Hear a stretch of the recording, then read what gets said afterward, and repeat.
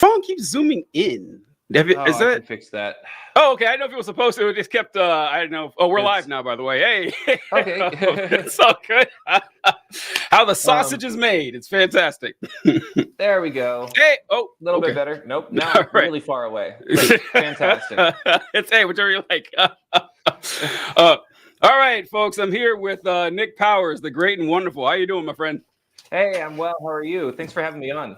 No problem. No problem at all. The pleasure is all mine, I assure you. So, Nick and I go way back, as far back as we can go. You know, I've been doing this social media for 2 years now. I don't know about Nick, but I remember about a year into doing this, whenever it doesn't happen much anymore, thank God. But whenever I would do a video mentioning any stat whatsoever, people would tag Nick Powers. What do you think about this? Nick Powers, this guy's straight. It's like, okay, God damn it, leave poor Nick alone. This is awful. But you probably get that like every fucking day. I mean, it's like I do, and I feel sorry for the other creators because I'm like, when I get tagged all the time, I go to watch that video and I'm like, they did a perfectly fine job covering this. I don't understand what you think that I can add here.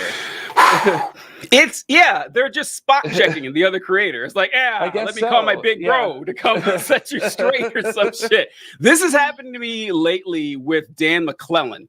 Because I don't know if you're familiar with Dan McClellan. He does Bible stuff. No, yeah. So whenever I do a video, in fact, I've done a bunch lately. So anything talking about the Bible, sure enough, there's a dozen tags for Dan McClellan in there. And I did. Oh my God. I did one about some verse in Leviticus where it's a verse that says a man shall not lie with a man. And I mentioned that a lot of people say, well, actually, the verse means a man shall not lie with a boy.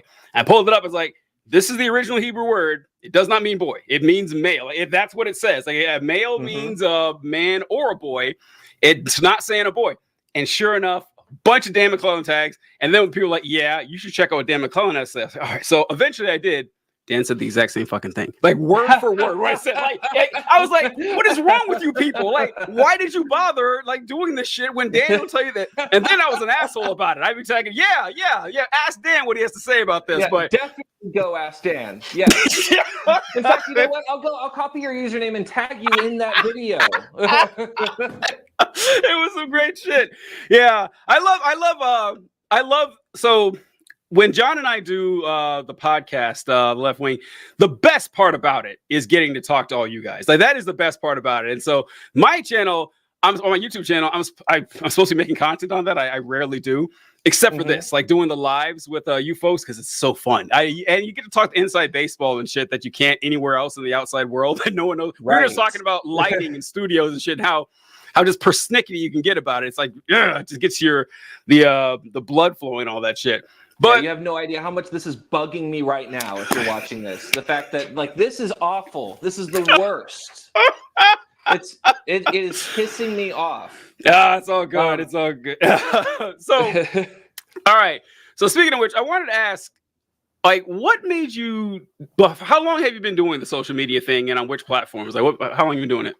So, when it comes to like TikTok content, and statistics content, political content, all that stuff, I've really only been doing that for about, I think 3 years now.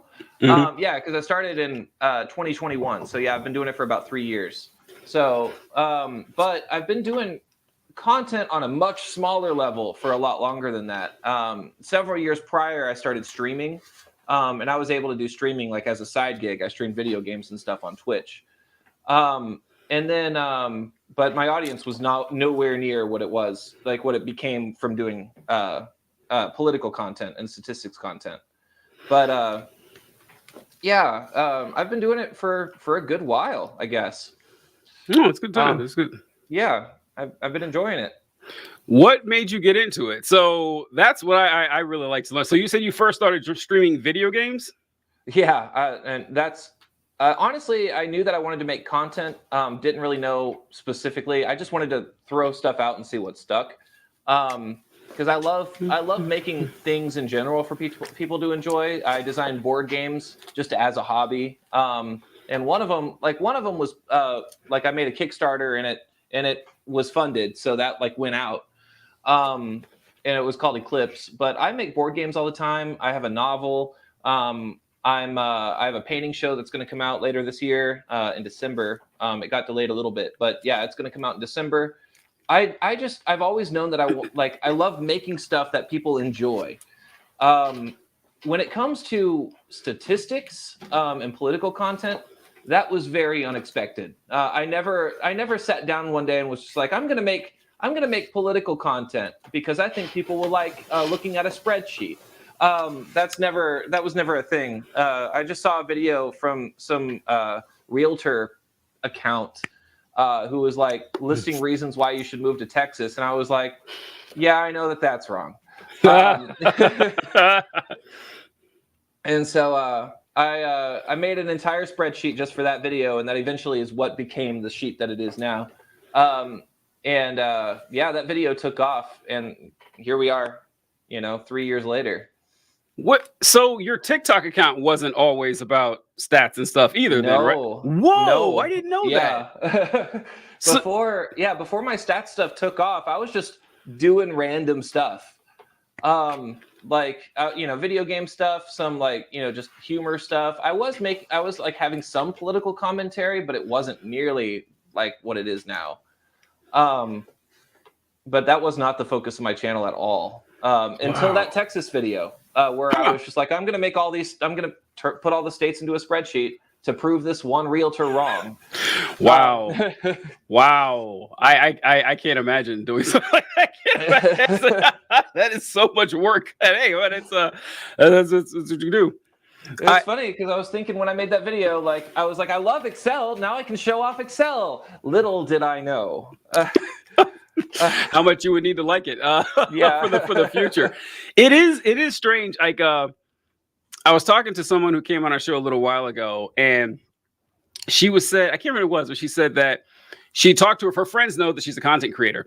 And so they'll ask her about, popular sounds or trends on TikTok. She goes, no, that's not what I do on TikTok at all. And I forget that. I was like, oh, that's right. Like, there's a whole side of TikTok that's like dances and stuff that I forget exists. Like, I forget that side of TikTok actually exists. Like, to me, it's, hey, let's talk about stuff going on in the world. TikTok. I forget that other side of TikTok are a real thing.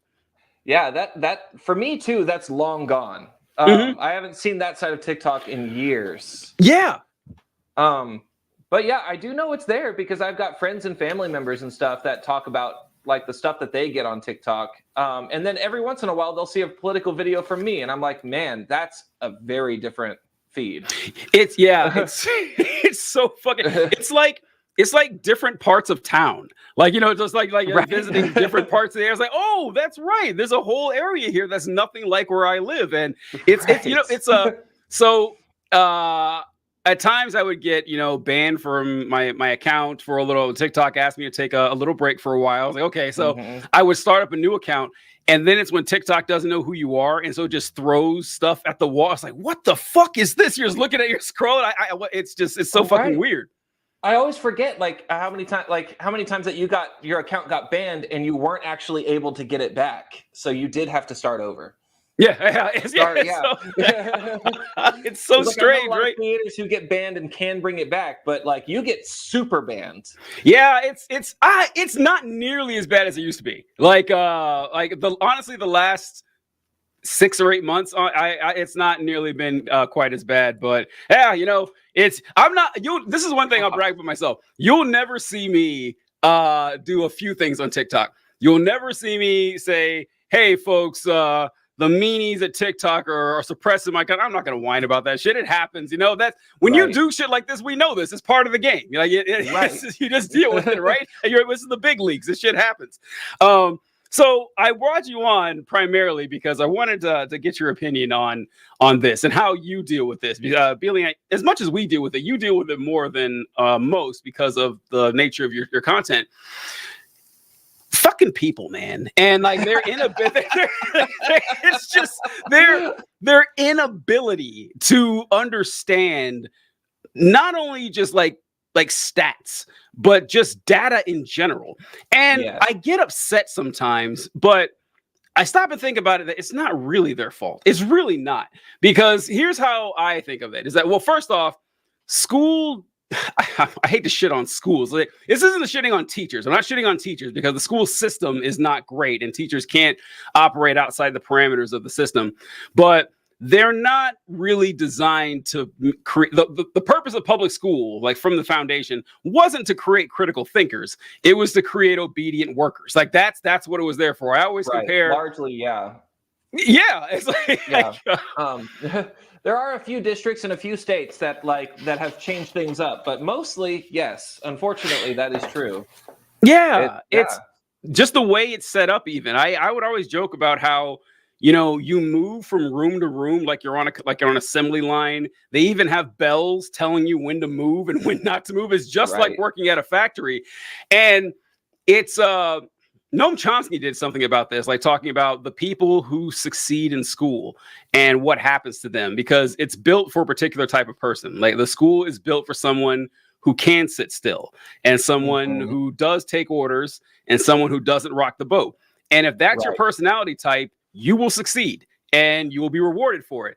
And if that's not your personality type, you will be spotted very early. They will catch you in the single digit years and you will be labeled as a problem. And that problem label will follow you the entire time you're in school. And every teachers will know before you show up for your first day of class. Oh, they have little a master Timmy here. List of all the problem children that are going to be in their classes. Exactly. Yep. And they will have a contingency plan for you for the second you screw up in the smallest way possible. And so it's all focused on, you know, pushing you through the line and rewarding the people who can take this well. But the whole critical thinking part is kind of pushed to the back. I mean, what's your opinion on that from what you've seen? No, so I have a complicated story anecdotally when it comes to that, because let's go. Yeah. So I was diagnosed with autism really early. Yeah. So, and like earlier than most people even knew that it was a diagnosable, thing. So I was diagnosed when I was around 5 years old.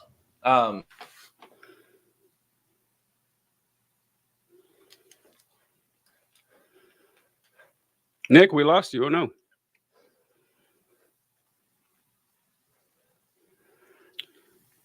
Nikki, come back. Well, we're waiting on old Nick Powers here. We'll see if we can.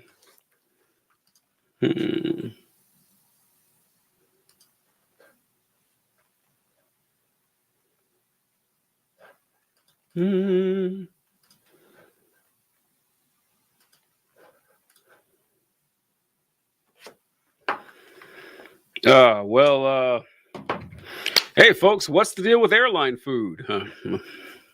I was lame. I'm better than that. Because we don't sleep. No, we don't sleep. We never retreat because we don't sleep.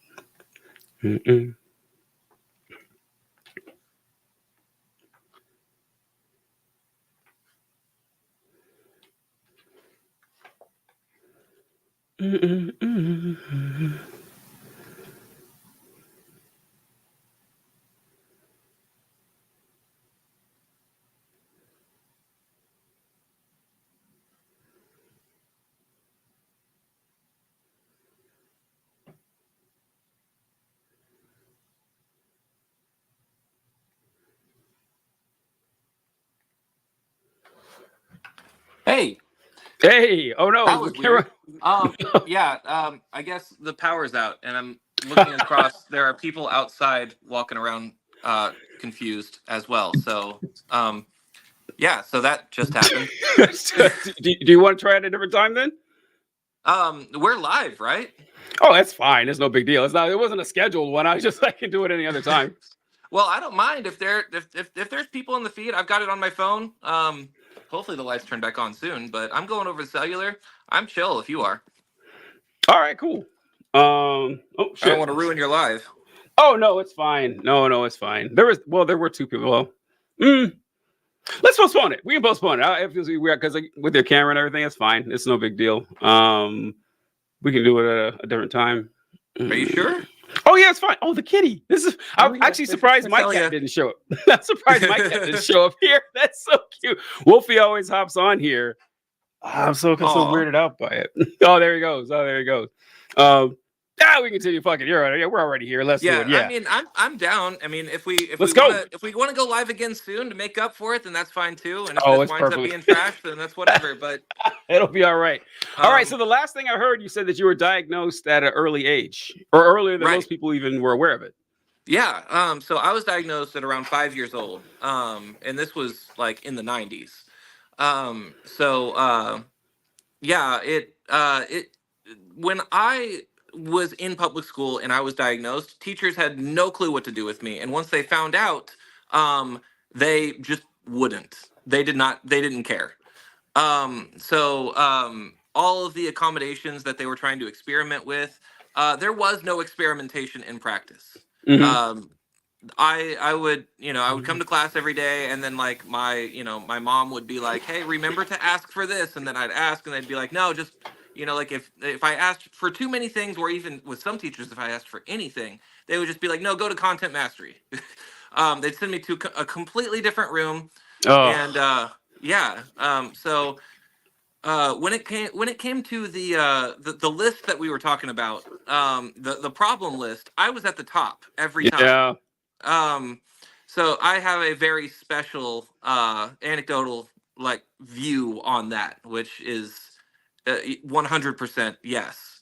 If you don't do exactly what they tell you to do, then they will not know how to deal with you, and they won't even try. Now later it was better once I got into high school and I kind of learned how to defend myself a little bit and like stick up Mm-hmm. for myself. It got a lot better. And then in college, obviously, when you're in college, it's a completely different system. Yep. Um, and so I could just communicate with professors and be like, "Hey, this is how I learn," and they'll be like, "Oh shit, okay." And I'm like, "What the fuck?" Like that's it. Did your teachers scare you with college when they told you like when you get to Yes. college they're going to be 1,000 times tougher than we are? No, they weren't. Like no, they No, weren't they at all. weren't. Like, they weren't at all. Like, where did you go There to was no college? comparison. No. I always thought that was funny when I got to college. It's like, oh, actually, they treat you kind of like an adult, and they say, all right, yeah, you Oh, can. here we go. Oh, let powers back. Hey, they treat you like an adult, and they expect you to come to class. They're not going to be beating down the door to make sure you show up and everything. And Right. yeah, and oh, so you mentioned how the learning process is different too. So I was not a good student in high school or middle school, Mhm. and in fact, when I first started this channel, I was going to call it C student politics. So I was a C student in high school, and Nice. I wanted to phrase it that way because like it's look, if a C student like me can figure this shit out, you guys definitely can. All right, it'll be all right.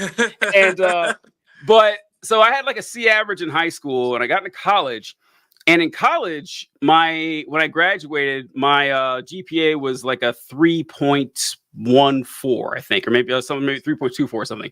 And in grad school, my GPA was like a 3.8. And so the higher I got, the higher my GPA went. It's not because I was smarter, but it's not like my brain didn't increase or whatever. It's just that the higher you went up education, the more it actually fit the way my skill set. There was a lot Right. of writing and public speaking. I was great at that. So, I was just rewarded for that shit. And then they didn't really care quite as much about it in high school, which is why like a lot of education is just being lucky enough to be in the right situation to get the right score. It's kind of crazy how that works. Right. No. And a lot of the time too, at least in my experience, when you get into college, the higher education you go, the more they just trust you to do it right.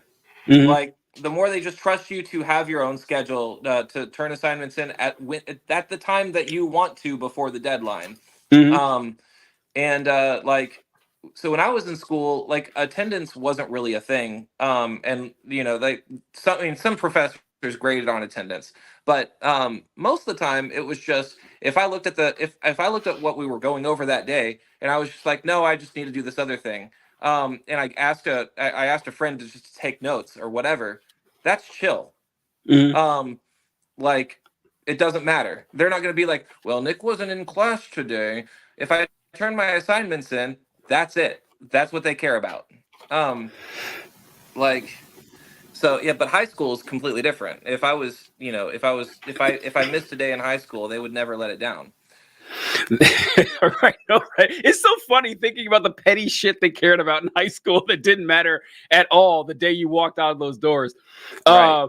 This has nothing to do with what we're talking about. We'll get to the actual topic pretty soon, but I want to bring up a story. I don't know if you've ever heard this story. I did a video on this a while ago about a guy named George P. Burdell, a graduate from Georgia Tech back in 1930 something. And George P. Burdell is an interesting graduate, like probably one of the most famous graduates from Georgia Tech, because the man doesn't exist. He's a figment of someone's imagination, and he successfully completed 4 years of college. And the way it happened is a really funny story. I swear to God, this is true. Would anyone believe that this is true? You look me up. But this guy was enrolling in Georgia Tech, and in like in 1927 or something, and they sent him an enrollment form, but they accidentally sent him two. And so he filled his out. He's like, it'd be really funny if I just enrolled a second person who didn't exist. And so he created this guy. Like he used like his dad's name and his mom's maiden name or something. He made George P. Burdell, filled out an enrollment form, got accepted. And so he's like, whoa, it actually worked. So he went and he registered George P. Burdell, and he spent the next 4 years, him and his buddies, signing George up for all the same classes he took. And when it came for the homework, he would do the homework twice and turn it over him. Homework for George. Him and his buddies all got together and did this. When it time to take the test, one of his friends would grab a second test, and they kind of rotated it around and took the test for George. They continued this their entire time at Sorry. Oh, that was all right. My Wi-Fi came back on, but the internet's not there yet, so my phone automatically connected. But they continued this the entire time until you can look up you can find George P. Burdell's actual diploma from the university, and actually got him graduated. And so since then, like he told everybody about it, and it's become a running joke at Georgia Tech that if you go to Georgia Tech's alumni website, you'll see like the most famous alumni is like it's a picture of like a silhouette, it's a black silhouette of George P. Burdell. And then there was their astronomy school. They worked with NASA to help create this satellite. And there's a little brick on there with everybody's name in the course, and George P. Burdell's name's on there. During World War II,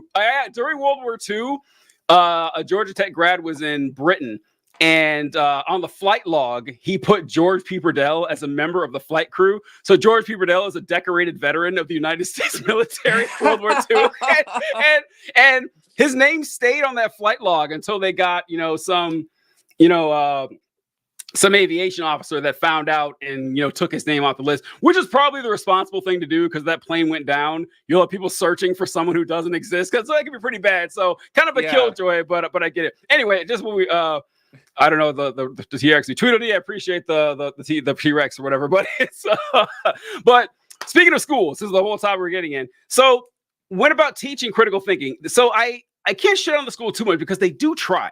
But it's a flaw in our wiring, because one of my earliest school memories was being in fourth grade. I still remember the grade, and they gave us this assignment, and the assignment was fact versus opinion, and they were telling us the difference between the two, and they would give us these examples.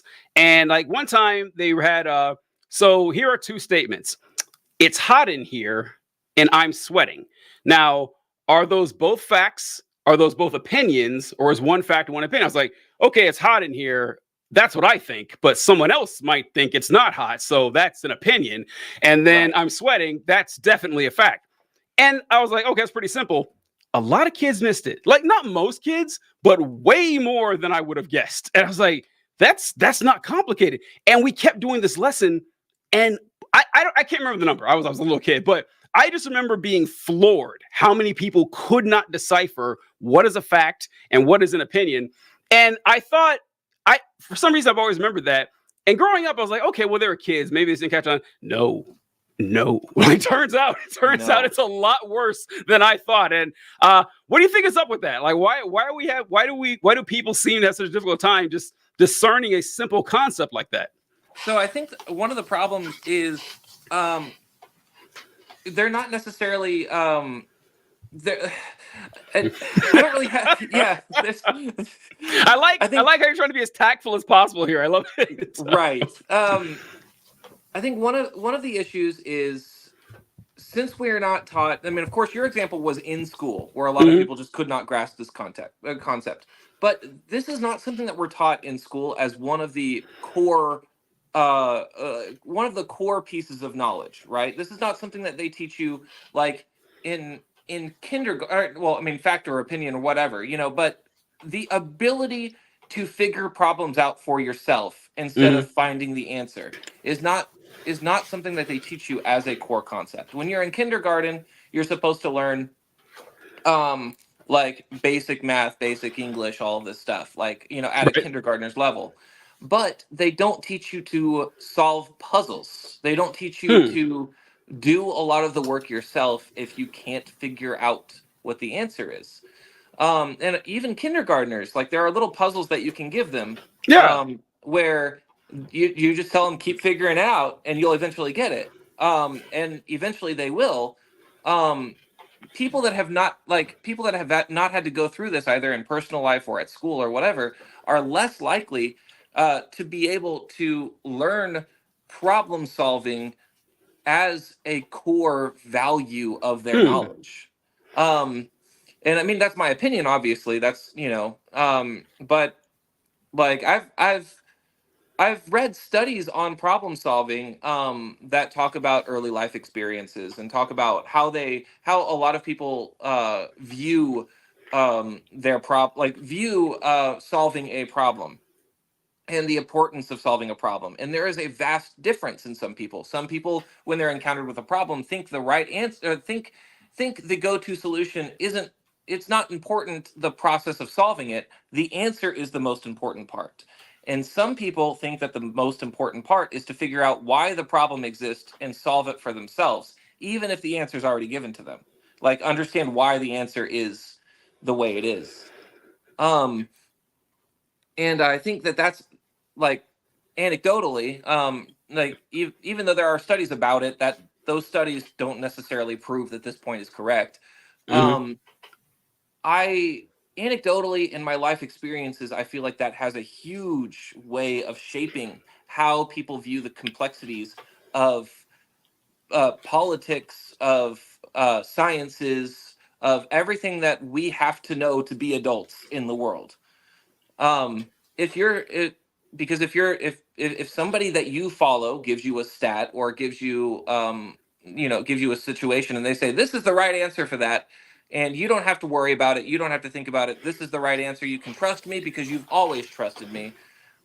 There's a lot of people who are just like, well, if they give me the right answer, I don't have to double check them. Because they've never had to in life. Like they've not as like they've never had to solve problems, but like their mindset has never been, I'm here for the right answer, no matter how hard it is. Their mindset sometimes is just, if that's the right answer, then I don't have to do the work. Well, and also, if you already suspected that was the right answer, that helps a lot. It's that's true. To hear someone you respect say, like, I fucking knew it, and then you can just go on without having to do any work for it. I wrote down a few things that you mentioned here. Is like, first thing I wrote is a solution to this. Make kindergartners play Zelda games. That's the first thing we got to do. That's, I think, listen, this is a win for everyone. This is a way. This is just like, I see no way this could come back to hurt anybody. Like, like we get to pass on the knowledge of a fantastic series to the next generation. They're going to have a good time playing it. I guarantee it. And we'll have critical thinkers in the future. This is we can solve a lot. Nick, you just solved a lot of problems here with this. And the second thing I thought of was when they're like, school's very authoritative, and you know, and I mean, somewhat necessarily, I guess. Like, you have to have some sort of command structure, I guess, to make the thing work. But it's like a military, basically. You come in, sit down, shut the fuck up, listen to what I have to say. I ask you questions. You better give me the right one, or I'll punish you for it. And you know, when we're done, here's a piece of paper. Fill this out. Don't fucking talk. I mean, it's awful. And so you kind of, there's my cat, but you kind of build in what we just described, where, all right, the person in front of me will tell me what's right. And that is what's right. It kind of trains you to do that. And even if you don't really think that it's right, like in the back of your mind. Go ahead. Go. No. Okay. Well, so one example that I had that just, when I was in elementary school, I remember learning about the sounds of different letters, like early elementary school. And some letters have multiple sounds, some letters only have one. And I remember going up to the teacher because she said that the S has the S sound, and that's it. And I was like, well, the S also has the Z sound, like Z. And she was like, no, it doesn't. It just has the S sound. And I was like, I was able to come up with words, and I was like, shit. No, it sure does. And she was like, no, it only has the S sound, or it only has the S sound. And I was like, okay, this is wrong. But a lot of kids were totally okay with that. They're like, well, I mean, I think it sounds like a Z, but if the teacher says so, that means that's right. I guess it doesn't sound like a Z. Christ. Right. And I'm like, yeah, people aren't in the mindset, like people don't have the mindset of like, if this doesn't feel right, it may not be. You should actually believe yourself and believe those questions that you have in your mind and ask and ask them and go all the way through. If somebody of authority says it's wrong, that doesn't mean it's wrong. That means that they that means that they disagree with you, and we need to figure out whether or not it's wrong. Well, if it's a good teacher, they'll really want you to ask questions like that. They wouldn't shut you down. Right. And honestly, the answer is, hey, S doesn't just make a S sound; it makes a Z sound. A good teacher would say, okay, give me a word where it makes a Z sound. And you'd be like, rise. And like, oh, there you go. You're correct. That's what a good teacher would do. Like, I mean, exactly. Why? But to just shut it out, nope, that's incorrect. I was like, what? Why would you do that? Like, why would you and looking back, it was something that was on a test, like a standardized thing, And so they had to teach to a test. And so if they taught something different, then that would look bad on them. Yeah. Go ahead. Oh no, go ahead. That was pretty much my point. I thought of an example of that happening when I was in physics class, and I remember there was a question, and I don't remember all the options, but the question was like, it gave you like a meter, and it gave you I forgot, but like the standard that's used for what a meter is in France. Is like it's an actual object, and it's like I know, right? It's an actual like laser cut object. Is like, this is what a meter is exactly, and kind of weird, but and it had other things too that were like standard or something, and one of the options was an atomic clock, and but I remember it said, hey, which one of these measurements is not dependent on a physical object? And I said, none of them. And they said, well, the answer is atomic clock. I was like, I'm pretty sure an atom is a physical object. I mean, it's right. Yeah, it's not a it's not a figment of our imagination. It's small, but it's still. And the teacher said, no, that's wrong. And I was like, okay. I mean, look, the test said that was the right answer. But look, I was in 10th grade. It's like, that doesn't make any sense. But you should encourage that shit. Like, you should encourage it. Like, maybe there's a reason the atomic clock didn't count, but it definitely is based on an atom. Oh, the echo there. But we were talking about. I think I fixed it. Oh, cool. But you were talking about the problem solving thing. The first thing I thought of was, oh, shit. It's fine. Hey, all right. We're getting back in business. So we were talking about the problems. Oh, I'll wait for you. Sorry. It's all good, my man. No, my iPhone crapped out, and so I'm like, whatever. I'll just switch back. God really has it out for you in this life. Yeah.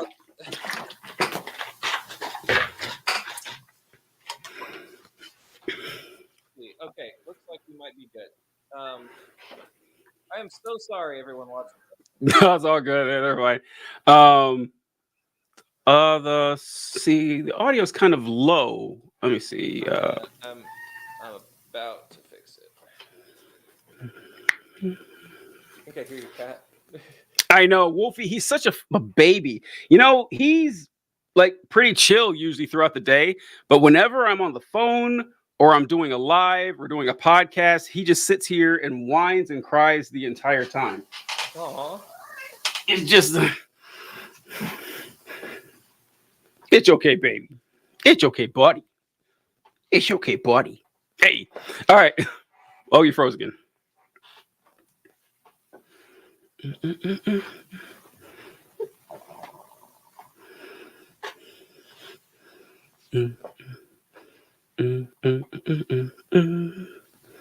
It's okay, buddy.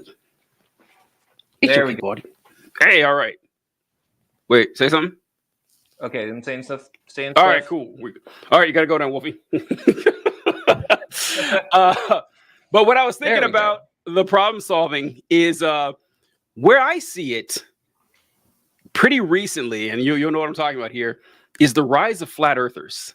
I see, like, this is where I see it the most, because I remember getting into a discussion, unfortunately, with two flat earth. I found two in one place at one time. I couldn't believe they're two in the same building, in the same room. And as I was talking, they were asking questions, and I just had to go over like 8th grade science with them. I just this basic shit, like Right. like what gravity is and how it works. And like one guy said, yeah, the International Space Station plays that video and it shows the Earth moving. They say the Earth moves 1,000 miles an hour. I watched the video. Looks pretty slow to me. I was like, are you fucking kidding me? I couldn't believe, like, this guy was older than I was. I was like, and I started, and I mentioned how well, if the Earth is flat, why is the moon upside down in Australia, or upside down by our perspective? And one was like, oh, the moon's like, yeah. I was like, look, you look up the moon in Australia, you look at a video, the moon will always be upside down. How is that the case? It's like, oh, that's a good point. It's like, yeah, it is a good point, because the moon, because the Earth is fucking round. And so I walked away so depressed from that conversation that this could possibly happen. But then I thought about it, and that night I had no choice but to think about it. And I said, okay, how many people could actually tell you how to prove the Earth is round? Like, how many people could really do that? Like, I don't think it's most. I think the vast majority of people, if you ask them, hey, how do we know the Earth is round? They'll say, well, we've known it's round for a long time. That's what they taught us. But right, like, how can they demonstrate it? I bet it's a healthy majority of people that couldn't do it. And when you have a population like that is just told the Earth is round, it doesn't take much for like a slick talking YouTuber to just throw out some stuff that they had never thought of before. And they're like, because if you just look outside, the Earth does look flat. And it seems flat to you just from your perception. So people are like, oh yeah. And then you mix in a bunch of like religious indoctrination. You're like, oh, they don't want you to know the Earth is flat because it'll keep you away from God. It's going to peel off some folk, and it works. Right. I always thought the flat earthers were mostly just trolls, but no, there are some genuine ones out there, and it's terribly frightening. And it's because they don't teach you. They teach you that the Earth is round. I don't know, because I learned why the Earth was round. No one else seemed to, but I definitely figured it out. What do you think? I don't know. I think it goes back to the problem of not understanding the process of problem solving, right? Because just like what you were saying, most people don't know the correct ways to actually do the math and prove it. But in all reality, a lot of people could, right? So like one of the examples is when you see a boat going out, into the ocean, over the course of time, as it gets further away, it starts going down a little bit. Have they seen that though? The what? Have they seen that? Like, have they seen like a boat go over? But you can, but that's one of the things. Like a huge ass boat you can watch. I remember watching this documentary where flat earthers tried to prove that the Earth is flat. Those are great. Yeah. Okay. Yeah. So, but yeah, they learned a lot of the mathematical, the mathematical qualities of the Earth to do this, and then they wound up proving that it was round, and they kept not taking no for an answer. At that point they just want to believe that because now they have thousands of people watching them, and it's better for them if they believe it. If I honestly think if it was ingrained from them this is another one too. I'm sorry, I'm getting off track here. But another big one is the fact that in culture, we usually consider being wrong to be a terrible thing. Yes. Oh, I lost you, Nick.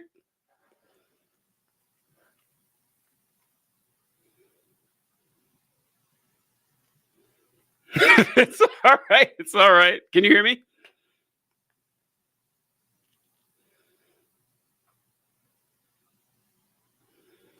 Okay, how's this? All right, I hear you. Yeah. Okay. I am so sorry. It's all good, man. Everything was fine as it could be. I was still mad about the background, but otherwise, that power outage really caused problems. Yeah. But yeah.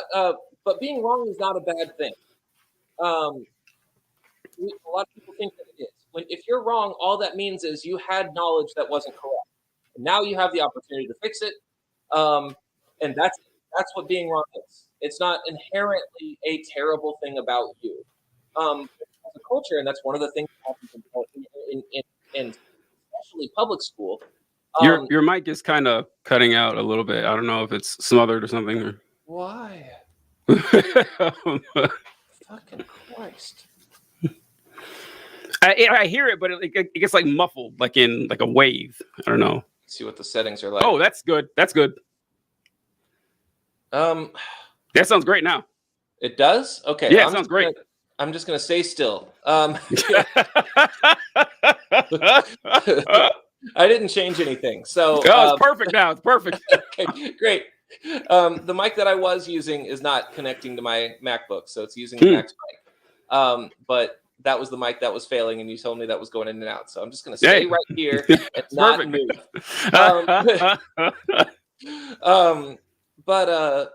Yeah. So, but in school, when we get something wrong, we're punished for it, right? Yes. And if we get too many things wrong, we either fail a class, or if we fail too many classes, then not only do we get held back a grade, which looks bad on us culturally, like in school, but also if we're failing a lot of classes, then we're perceived as dumb. Yes. By our peers. And in all reality, that's not really the case, right? Because as we talked about, when you're in school, they treat it like, like a military, or like they're looking for a specific curated group of people, and that's it.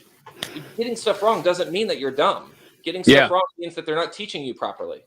Mm-hmm. Because everybody that goes through school, if they were actually taught in the way that benefits them, they would be able to learn all of this stuff the same way as everyone else.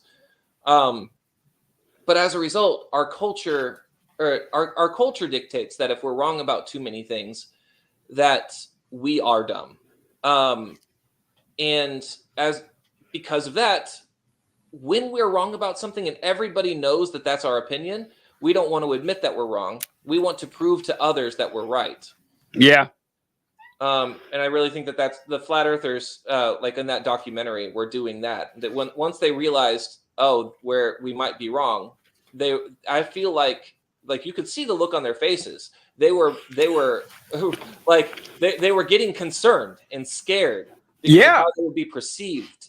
Not because they weren't getting concerned that they were about to learn something new or that their opinions were wrong. They were getting concerned because of how they were going to be perceived in society. Like it was an actual fear. Mm-hmm. And so, I think that's a huge part of it as well. Both of these things combined, the ability to problem solve and the ability to understand that if you do it wrong, it's not the end of the world. You can always learn new shit. So I've talked about this before. I can't remember who the guest was. We were talking about this very same thing. And there's this, Sarah, I got a long way to get here, but it's about like you said, like who we consider dumb. I thought who we consider dumb. No, you were fine. I thought you were standing still, but I thought you froze. You were just too still. No, I'm just trying to, yeah. I think it was just like connecting or something because it's perfect now. But for like who we consider dumb. So I was in the military, and in the military, every Monday, like no matter where you are in the military, if you're here in Garrison in the States, every Monday is called Motor Pool Monday, and what that means is from 9:30 in the morning till about noon. Everyone in the battalion goes over to the motor pool where all your vehicles are and everything, and you do what's called PMCS, Preventative Maintenance Checks and Services, which consist of, we call them 10-level tasks. They're basically like automotive or, vehicle shit that you should be able to do. You don't need a mechanic to do for you. You check the tires, you check the, your dashboards, make sure your lights are working, you pop the hood, you check the hoses, all this just basic mechanical shit. And I hated it. I fucking hate. It's just like, I hate it so goddamn much. I'm not a car guy. I don't know anything about cars. Just being around vehicles is boring as fuck to me. And so what? Say what? No, I was just agreeing with you. But it's like it's awful. And so I always hated it, but very quickly in the military, I was always put into cush jobs. I always got them, and I remember one time my colonel was talking to me, and he's like, yeah, Whitehead. He's like, you like Mondays, you gonna stay up here with command group. He's like, I'll never forget what he said. He said, "You're too smart for us to have you out there turning wrenches," is what he said. And which I was like, hey, good for me. But I think about that, and it's funny who we consider smart and who we consider skilled, because I'm smart in a lot of areas, not when it comes to vehicles. Like, I'm horrible at it, or at least average. Right. But someone who is really good with, like has a knack for, engineering and vehicle, that guy's just skilled. He's just a good mechanic. I'm smart. No, we're both smart. We're just smart in different ways.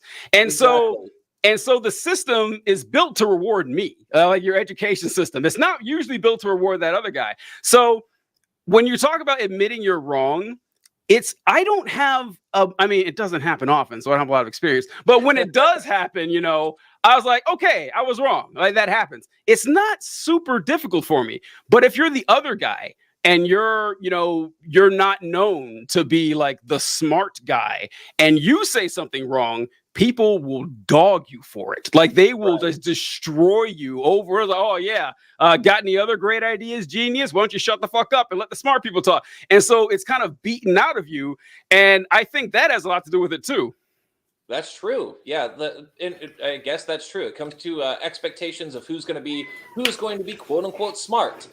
And that's a really good point. That logic does not necessarily apply to everyone. I don't know. Other than I agree, I don't really know what else to add. Yeah. Right. So, go ahead. No, go ahead. Oh, so what I was getting to earlier when we started is that we also start at kind of a disadvantage being people. Is that so I was talking the other day about ghosts and how, like, I don't believe ghosts are real. And look, if they are real, no one's produced any evidence for it. You cannot say that. Like, if anything, very baseline opinion we can all agree on, there is no conclusive evidence that, no experiment you can provide me that can show, demonstrate testable, observable, repeatable results that the supernatural exists at all. But TJ, hold on. If ghosts aren't real, then what are cats looking at? Oh, so the cat thing is weird. The cat thing is weird, man. The cat thing is so weird. Why are they staring at a wall? There's nothing there. I pull out a magnifying glass, a floodlight. There's nothing on this fucking wall. It's so strange. Especially when they get scared by nothing moving. It's so on occasion, people who follow me on TikTok, they know that I'm a fun guy, if you know what I mean. I ingest quite a few, and whenever I do so, the one thing I've never had like a bad trip, but I cannot look cats in the eye for some reason. And I always say, whenever I'm on them, I was like, the cat is looking at me like she knows. What she knows, I don't know, but it looks like she the eyes of cats freak me out whenever I'm in that mood. I can deal with anything else, but cat eyes are something else. But where was I going with this? Ghosts. That's right. So, I was thinking about this and like why people, because people basically it's ghost of the gaps. It's something weird happened. I can't explain it. Guess it's a ghost. Like that's exactly the logic. And you point that out to folks and they're like, well, yeah. And then he's like, okay, well, so you admit there's no real evidence for this. And I was like, yeah, this is nonsense. And they get mad at you. Like they get upset. And I was like, I don't understand that. I don't get it at all. Because it's like, you just admitted you have no evidence for this. Why are you surprised that I think this is bullshit? I was trying to imagine a scenario in which I would do that, and I can't. Because let's say, for example, I was trying to think of something I believe with no evidence, which is hard to do. I was just running through, and I thought of one.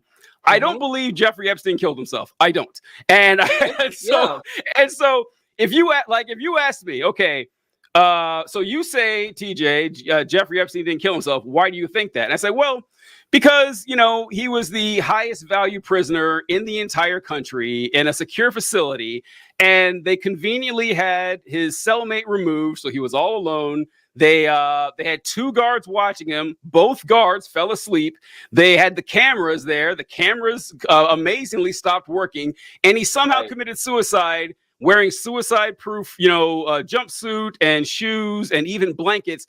I'm not buying that. That doesn't make sense to me. But then you can press me further. He's like, okay, that's circumstantial shit. Do you have evidence of how Jeffrey Epstein killed himself? I was like, well, no, I don't have a name. I can't tell you how they got into the prison. I can't tell you how they got out. I can't tell you how this is coordinated through the department. I was like, okay, so you have no evidence. I don't believe you. I'd be like, okay.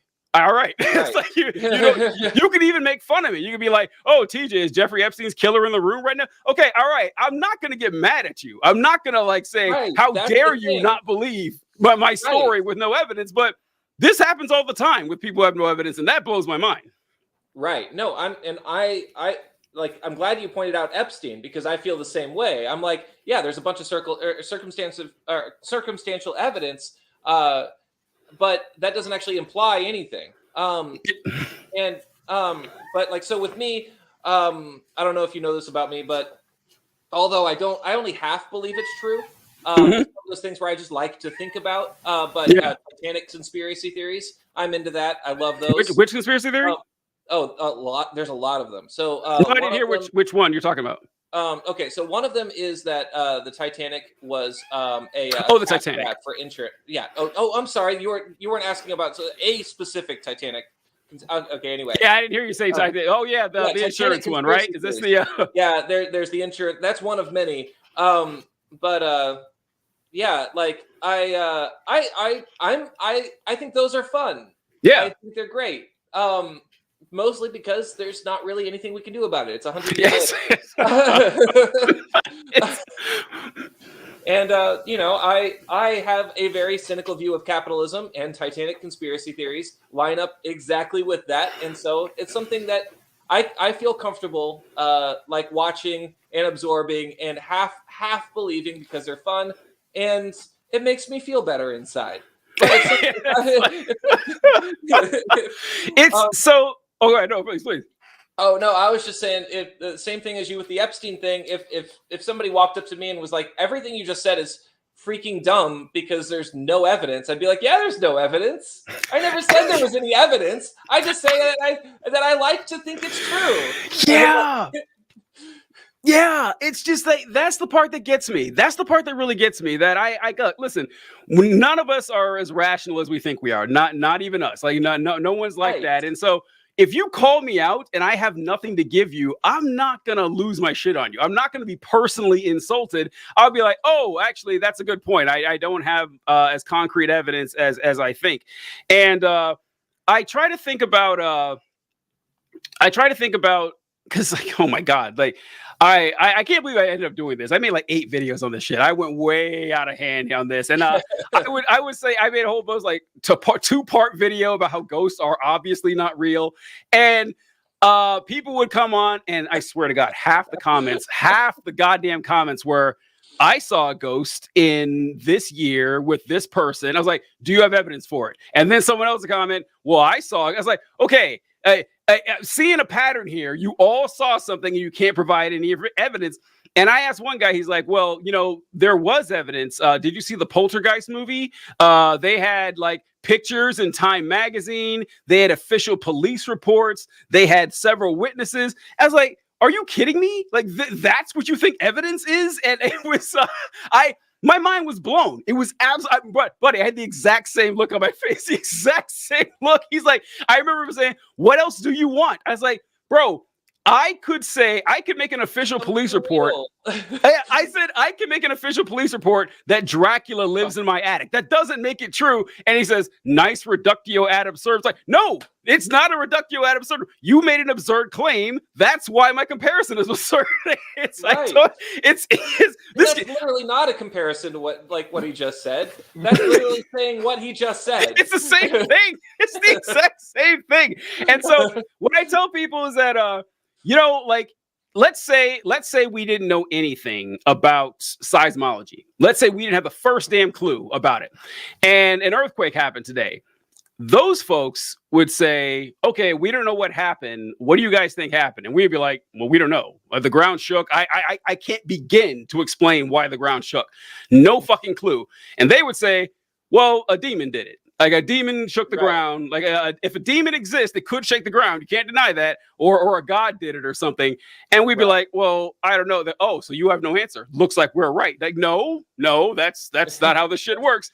And then let's say the next day, tomorrow morning, we found out all about seismology. Like we found out about plate tectonics. We developed the Richter scale. We did all that shit. It's like, oh, okay. Turns out it's not because of demons. It's because we live on a cooling planet, and we have a crust of land that's floating over molten rock, and those plates shift, and that's what causes the ground to shake and form mountains. It's not demons after all. Like, nope. That's just a mechanism that demons use to cause the earthquake. So looks like, and this is real. I'm right. This is what they would say. It's what they always say. Yeah. Like, and in those kinds of people, like when people have these kinds of ideas, they are looking for a can I prove it false rather than can I prove it true? Oh my God, yes. Yes. And that's not how anything works. Well, you can't prove a negative. I mean, you can. I was going to say rarely. They do it the wrong way. They do it the wrong way, because if you have a theory, honestly, the most important thing to do with this theory is try to falsify it. Like what would need to be true to prove what I said false? And what they do is present an unfalsifiable hypothesis. That's what they do. One you couldn't possibly prove false if you had 1 billion years. And since you can't prove it false, it means they win. And I was like, what is going on here? And this is actually the core of what I wanted to get to, is that I think we're at a disadvantage. And there's a reason that there's so many people like this, because we're the descendants of millions of years of apes successfully making type 1 errors. So if we're in the African savannah 150,000 years ago in the middle of the fucking night, and there's just the moon out there, and I see a shadow and assume it's a ghost, I'm taking off. I'm running.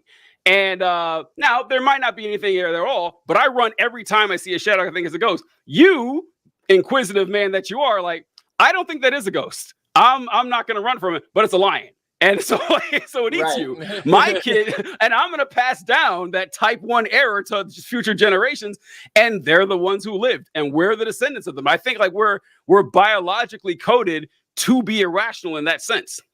Yeah, no, I mean, there is that argument when it comes to, like, that's the reason that fight or flight exists. Mm-hmm.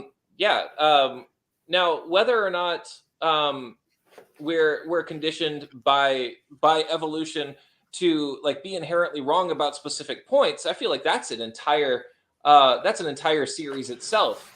Mm-hmm. But we are conditioned, because of the way we evolved to do whatever our instinct tells us to do to survive, right? And most of the time, our survival instincts are much more simple. Yes. Yeah, than any of the other types of things we have working with in here. Yeah, it's incredible that we can do things like drive a car. I honestly am amazed that we can do that. That we did not evolve. There's no reason for us to be able to have evolved to be able to operate moving that quickly. Like that would never happen in nature, and we're able to do it. It's actually incredible. We can't. We're not very good at it. That's funny. That's funny. And part of the only reason that we do is because we don't actually understand how fast we're going and how heavy this machinery is. If we did, none of us would be be doing it.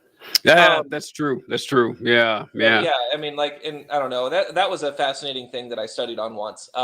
Because the history of that, like when cars first started, and they weren't nearly as fast as they are, even going like 10 miles per hour, people were still terrified of them. They wouldn't get in them, they wouldn't drive them.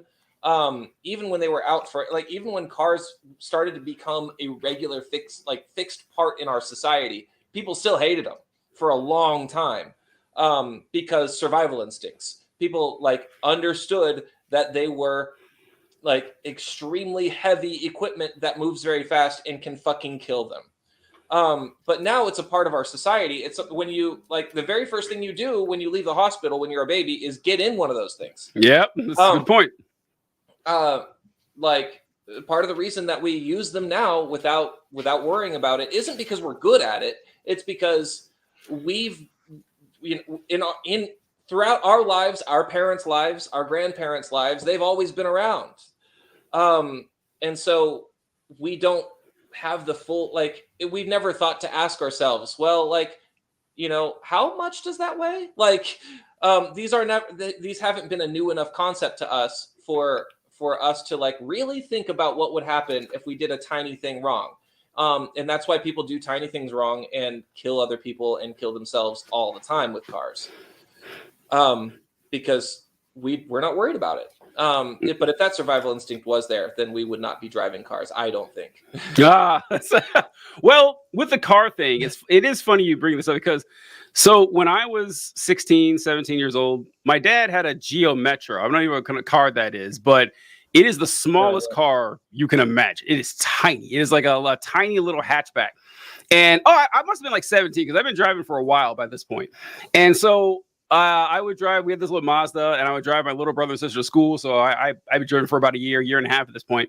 And I remember taking my dad's Geo Metro and driving that from like the house to like the store that my family had.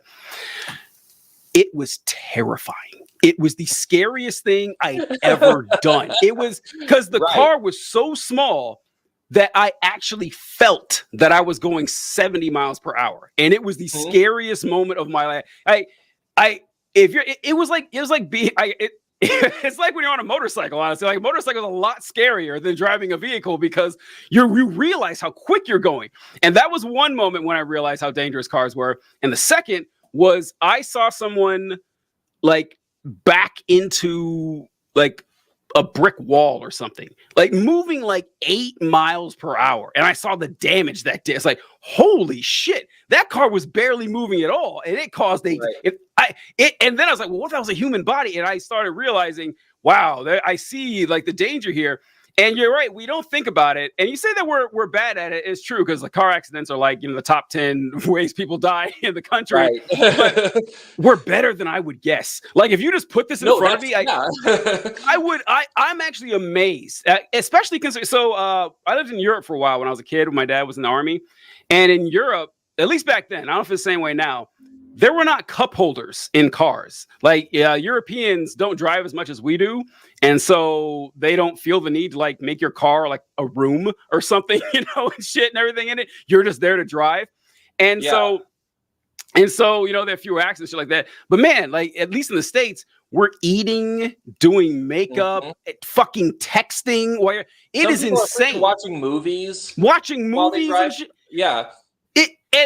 This is where you come in. So with statistics, like, you tell someone like, hey, you keep eating that and it increases your chance of having cancer by 10%. I don't care. It's delicious. I'm going to eat it anyway. I get it. Fine. But there's like that won't be me. But then you tell them, hey, you have like a 25% better chance of getting in a car accident. You text and drive. Sure, that won't be me. I'm sure that won't be me. I'll be fine. That's kind of how people think. That's right. Like, we always think we're going to be the exception when it's good, but we'll be the standard when it's bad. Right. No, that is true. And I think I feel like there's a risk reward ratio with that, that we that we don't use for some reason when it's a good thing. Right. But we when it's a good thing, we just assume whatever happens, it's good. It's fine, because if, I'm guessing, because if it's good, either it'll happen or it won't. And if it doesn't happen, it's not a big deal. But with the bad stuff, for like if you eat something really bad and it increases your chance of like heart disease or whatever, people enjoy eating that. Yeah. And people enjoy texting and driving. Like either they enjoy it or they feel like it's necessary or whatever. And I feel like a lot of the time, it's the whole like that extra risk is worth, or like you doing this thing is worth that extra risk, regardless of if it's me. It's just like even if they do understand it, some people still do it. Yeah.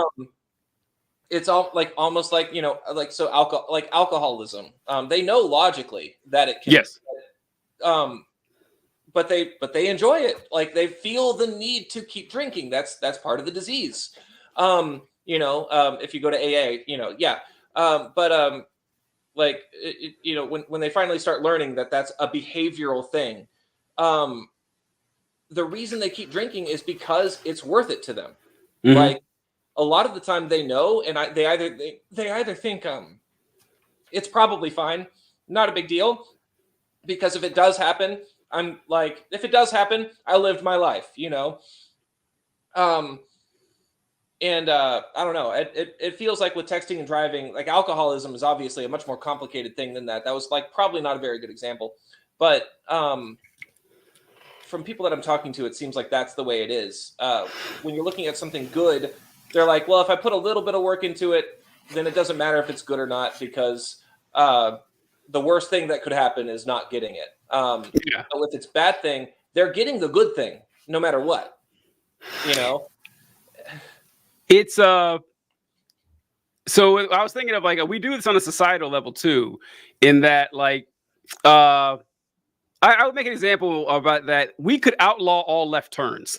If we outlawed all left turns, we would save thousands of lives every single month. But it'd be super impractical. Like no one wants to do that. Like, people dying, cutting cross traffic through left turn, it's worth it for us. Like there's enough people doing that we're okay. And same like with making alcohol like a prohibition. Like, I mean, if you read back like in the late 1800s, early 1900s, the arguments from the women of the temperance movement, I get it. Like these women say, yeah, these men go off to work. They work 12 hours a day.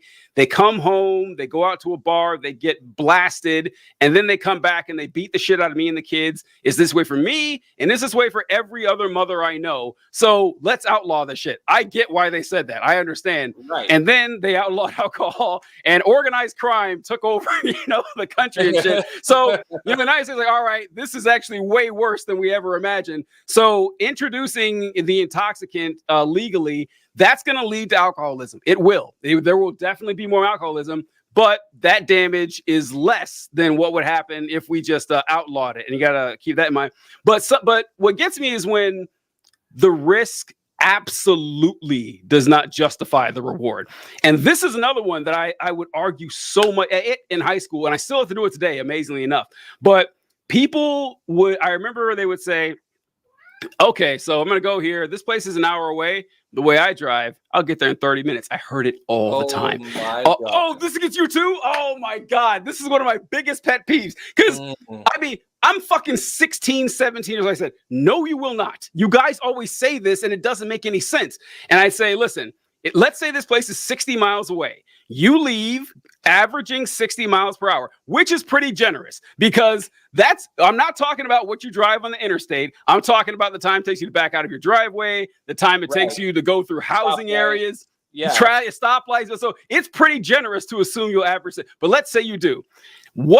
How fast would you have to go to get there in half an hour? 120 miles per hour on average to get there in half an hour. Nobody's doing that. Nobody. And still, like, even with GPS now, like the GPS tells you you'll get there in an hour. I'll get half it. No, you won't. No, you won't. You can speed all you want. You might get there 3 or 4 minutes faster. You are risking your fucking life to save 2 minutes on a trip. It's like, and this has always bugged me, and I say it all the time. And people think, and once again, I present the math, argue it like, nah, I still get this. Like, all right, fine, whatever, man. I just don't get it. But the speeding, like, I never really speed because you're just honestly increasing your chance of dying, and you're not going to get a reward out of it. Getting there, 80 seconds early isn't going to matter to anybody. Right. No, I wonder how much of that is the challenge of can I do it? Even though like getting there, doing it isn't necessarily worth it. But there is the psychology element of a challenge presenting itself, even though there's no gain and all you can do is lose. And if you're successful with that challenge, then to yourself, you have earned some sort of either credibility or worth or something. Well, I get that if the task isn't impossible. You know what I'm saying? Like if you're saying like if it's page. Yeah, right, exactly. Like I trust me, I love a challenge. I'm all about that. But if you're like, okay, TJ, here's your challenge. I need you to bench press 3,000 pounds. All right, get the fuck out of here. It's not ever going to happen. Why am I going to try? And so, yeah, it's like that's not, it's, I don't know. But once again, it's people believe what they want to believe. They don't believe. Right.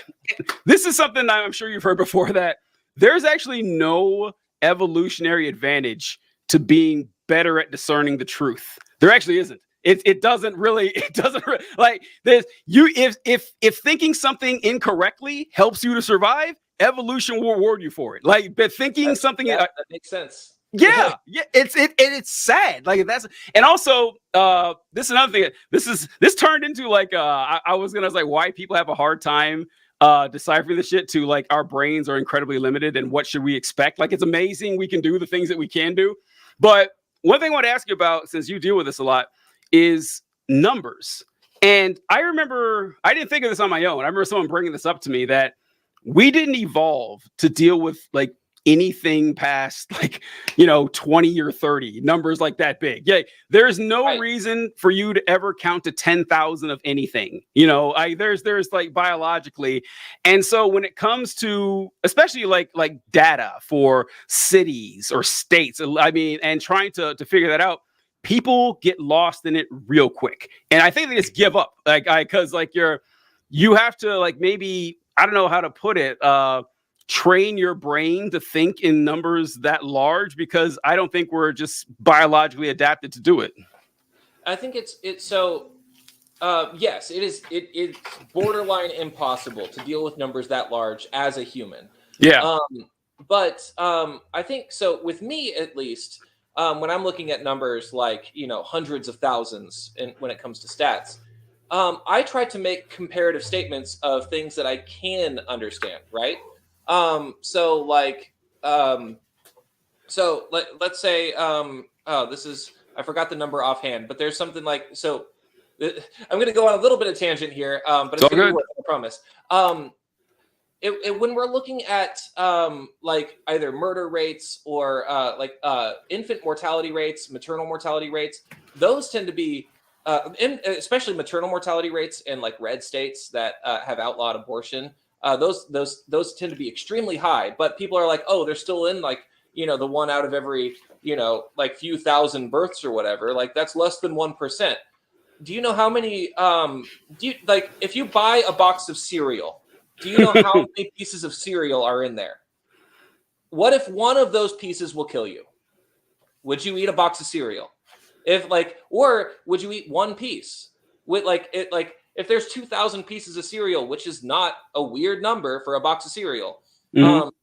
If some one of them was poisoned and it would kill you if you ate it, you put one of those pieces at random in your hand and offered it to somebody, and they knew, they would not eat it. Right. They knew that shit's dangerous. But they still don't have the comprehension of what 1,000 is. But they know what cereal is, Mm-hmm. Yeah. So I think it's important to try to teach people that you don't necessarily have to know how big the numbers are. You just have to know how to compare it to everyday things that you're used to. Because, I mean, deep down, we do know the value of these numbers, even if we can't fully comprehend how large they are. Mm-hmm. For instance, again, sports stadiums, football stadiums, they can have 20,000 people in there. You don't think about it, but if you're thinking, if your metric is 1 out of every 20,000, then that means one person at a football game, and when you go to a football game and you can see all these people, that gives you a visual and mental understanding about how big that number is. in a way that's still limited. It's not just it's not just 20,000 being a big number anymore. You have a concrete way to look at it in a way that your mind can understand. And yeah, but there's a lot of ways to do that. And that's one of the, I try to do that in my videos as often as possible. Make comparisons that are mathematically accurate. So that way people can be like, oh shit, that's how risky it is. Or that's what the rate is. Because most people just see big number and nope out.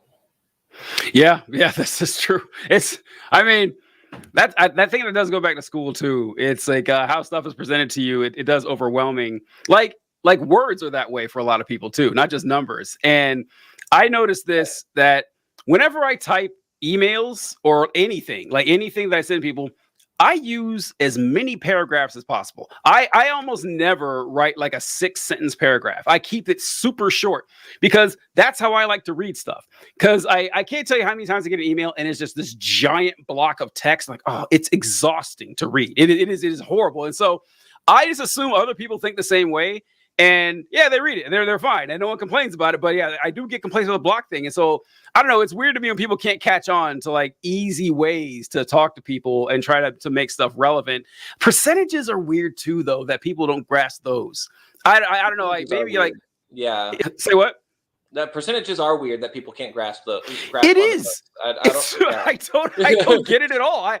Then again, some things are easy for other people that aren't easy for me, so I can't make fun or whatever.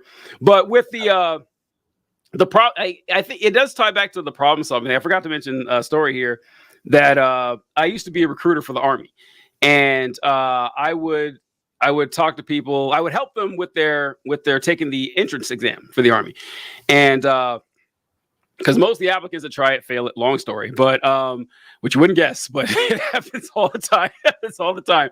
But I would help them study, and I remember there was the first time I tried helping somebody. The first question, the practice test was, "Hey, you have a train going 60 miles an hour, and then you have a second train that's going 70 miles per hour. After 5 hours, how much further is the second train than the first train?" The guy was like, "I don't know." I was like, okay, well, I mean, let's break this down here. So the first train's going 60, second train's going 70. How far does the first train go in 5 miles? I don't know. I was like, wait, you don't know? And I said, wait, how far does it go in 1 mile? I don't know. And I said, it's going 60 miles per hour. That means it goes 60 miles. Oh, okay. And I was like, it told you. Like, I wasn't surprising with this. Yeah. Bro, this happened all the time. Oh, I can't count how many times I had to make that exact same. It got to the point where I just expected it. And I was like, I can't blame this on the school. Like you can read, like you read what it is and you just didn't get it. And this one time I was helping a guy and he had a problem with his multiplication. And so I was trying to, like you do, I give examples that you do in day-to-day life. He was like 21 years old. And so I said, okay, so like most people are intimidated by math and they think that, oh, this is something I use in real life, when you really use it all the time. You just don't notice you're using math. And so I said, so where do you work? He said, I work at Amazon. I was like, okay, so, how many hours a week do you work? Or, and how much do you work in 2 weeks? Like, oh, I work 40 hours. Okay. So, when you get your check, about how much should you be getting based on what you make and how many hours you work? He goes, oh, I have no idea. I said, wait, what do you mean? He goes, I don't know. I was like, you've never checked to make sure your hours are right? He goes, I said, how long have you been working at Amazon? About a year and a half. I said, your boss could have been ripping you off for a year and a half and you'd have no idea. He's like, yeah, I guess not. And so at that, when this shit keeps right, man, right. And so this happens so much that I begin to, because you mentioned something, I can't remember what you said before, that these people, they need to know stuff to function as adults. I don't know, man. And this, I don't give any credit. I don't give any credence to, simulation theory and shit like that. Cause like, it's just God with extra steps. It's just, like, who knows? Yeah. And like, if it's true, who the fuck cares? Nothing I can do about it anyway. And it's not going to change anything about my life. But the only time I think simulation theory might be real is when I run across that. It's like, I refuse to believe you folks are out here paying taxes, right, paying your rent, raising children, like not In some not cases, owning a business. own. Oh, yeah, right. Yeah. Trump supporters, all right, yeah, yeah. I I talk don't. to some of these people and I'm like, how do you know how much paperwork and math goes into operating a business? Clearly you must, because you They have. must. How have you done this until now? I don't understand it, man. Like this is that's like doing content, whatever. It hurts my heart, man, because it has just been it's been so depressing to see how gobsmackingly stupid. And I hate to just like to reduce it to that level, but this is like the problem. Like, how can we solve this problem? We're talking about solving problems here. How do we solve this problem? Because this is an emergency. Like, the world is not going to survive if we can't find a way to fix this shit. So, cat. I know, it's Wolfie. Hi, kitty. He's being a baby. But yeah, so I hate to say this, but there's a lot of times where I have like where I have a spreadsheet for that. Let's hear I don't it. have Let's an hear answer it for you here. Not like that. This is one of those scenarios where I'm in the same boat as you, where I have ideas, I know how to communicate with people, and I also know that this problem doesn't exist on the same level all over the world. You know what I mean? Like, and that's, I guess, helpful to me. I don't really know. Sorry, the chirps. I know. Like, it makes me feel better that it doesn't happen everywhere in the world. So that means it's something that we're doing wrong, and not just humans in general. Good point. And that implies that there is something that we can do to stop it or improve it. But and honestly, so this is still related to the point, but I don't think it's what you're asking for. It's all good. You see society improving even in the United States. We have figured out that there's a lot of things that are going into, like, lead poisoning, for instance. And we're finding out microplastics are our lead poisoning. Oh my God, you're right. You're right. So, and we, as society progresses and we get new technology and we just throw shit out, not knowing how it's going to affect human behavior, we see human behavior change, obviously. Just because as a society we're not able to solve complex problems, that doesn't mean that there's not something small that we're doing wrong that's causing it. And once just this starts changing, that there's nothing saying that it won't just start fixing itself. And we've seen that a little bit. So Gen Z, the most educated generation, for their age group, for their age, they are able to solve a lot of political problems, a lot of societal problems, and they're able to be more active than any generation previously. Granted, they are the most educated generation, but I think it mostly comes down to the fact that, well, two things. One, they have to, right? They're the generation that when they were in public school, they had they go through shooting drills. Not everybody had to do that, but they've gone through stuff, all of them, that we can't even imagine. So one, they have to. From a young age, they're shown to them that the world was better for everybody else than it is for them. So they want to learn how to solve these problems. But two, they don't have a lot of the problems that we do. We had, lead poisoning was one example that always comes up. And we like to think that with boomers it was gone, but there was still buildings that had lead paint way after we found out that it was an issue. There was still water that we were drinking that had toxic chemicals in it, or that had crazy minerals that we find out way later in life that it had. And that's people our age, So the problem isn't fixed. And that's just the stuff that we're consuming.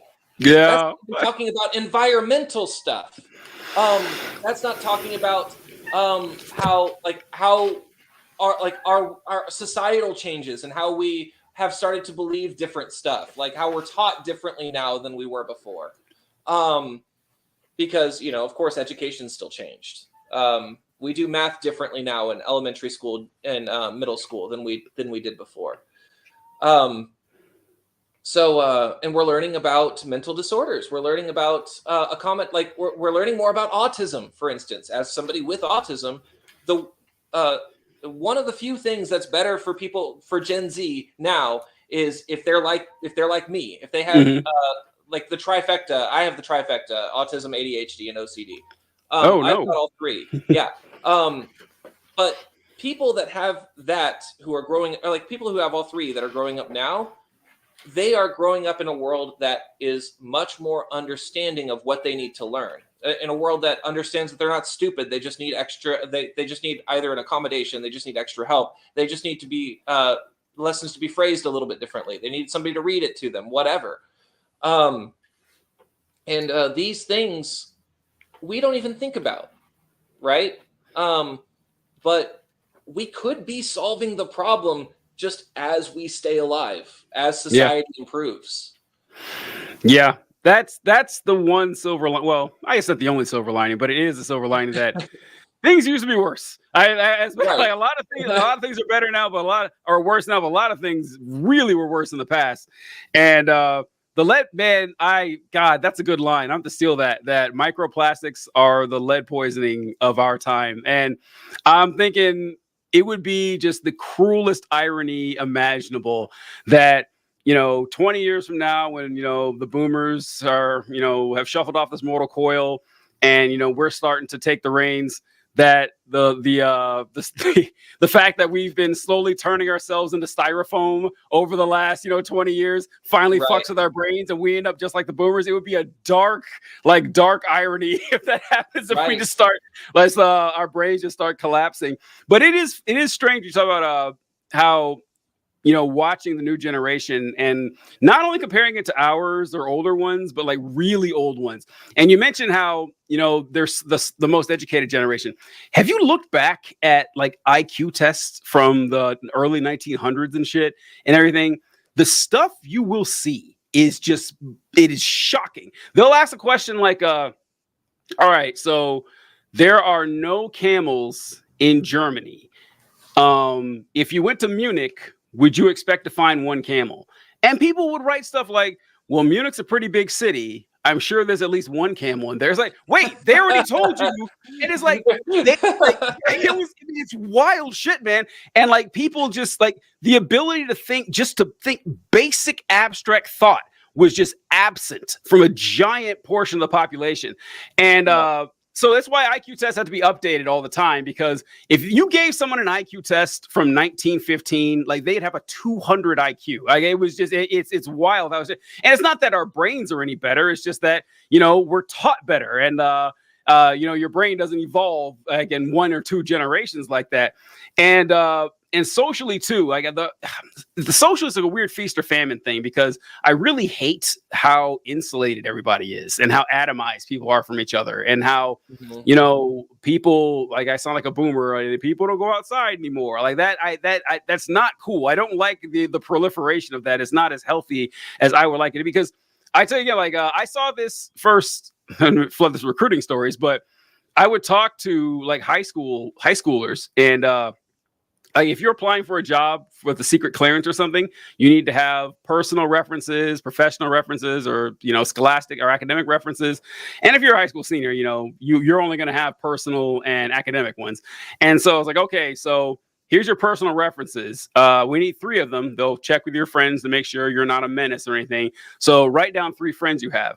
And I'd have several like seniors in high schools. They'd be like, I don't have any friends. I was like, wait a minute, you don't have any friends? They're like, no. I was like, pull out your phone. You're telling me there's no names in your phone? I was like, no, I got people I know, but I don't consider them friends. This happened more than once. And it was disturbing. And then as the years went on, I realized how this is kind of an epidemic where a lot of people are really alone and everything. Right. So in a lot of social ways, it's kind of degraded. But at the same time, it's getting better too. I saw a video by Josh Deese, I think his name is, but he was talking about how he's really proud of Gen Z and how accepting they are towards, everybody, especially the queer community, because he's like, you guys do not he was talking, his nephew was like 11, he said. He's like, my nephew came home, showed me that he's like, oh, the girls at the school painted my nails. And he's like, and all the girls think it's really cool that my nails are painted. He goes, man, I love that. But buddy, you have no idea how that would have went over when I was a kid. He's like, right. You showed up with painted nails in the school.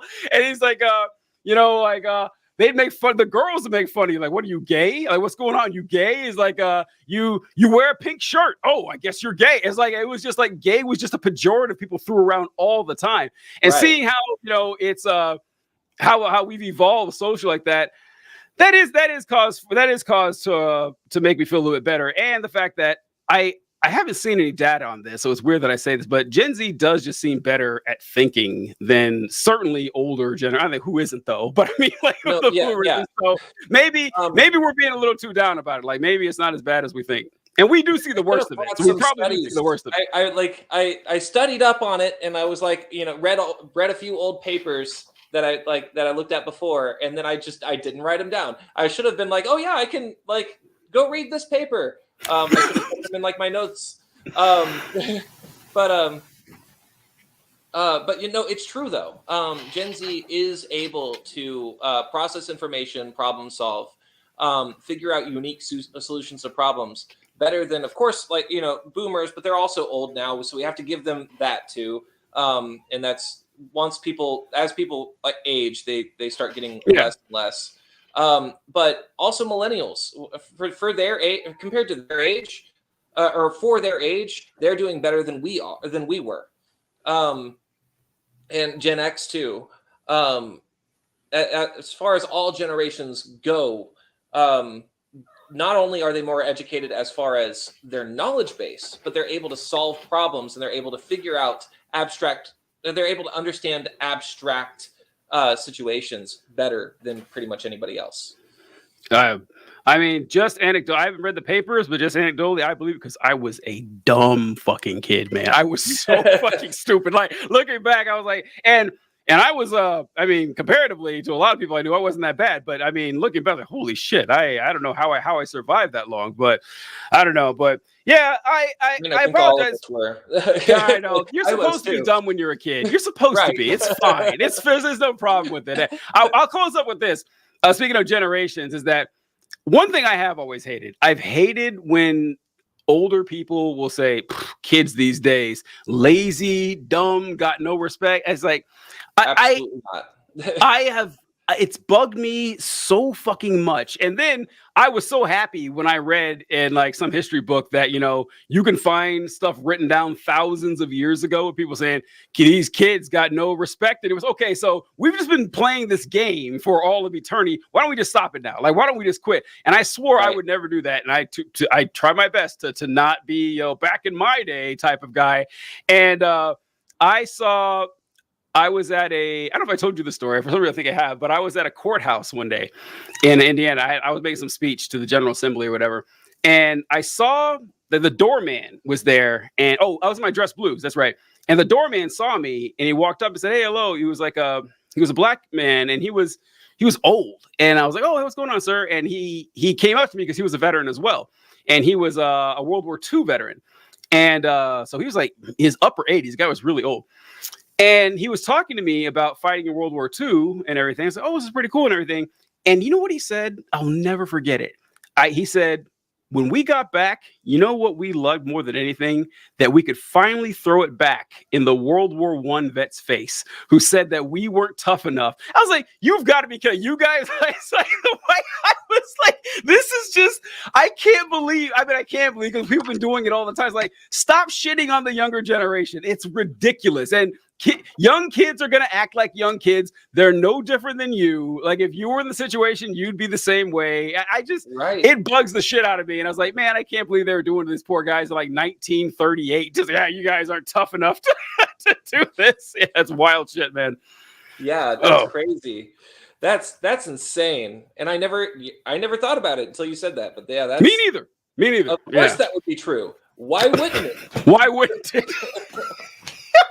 Yeah, it's actually it doesn't speak well of us that we didn't see that coming. Of course, when the World War I vets came back, we just fought in the war to end all wars. Little whippersnappers, what are you guys doing? Sitting around like climbing flagpoles and swallowing goldfish or whatever the hell you Right. do, man.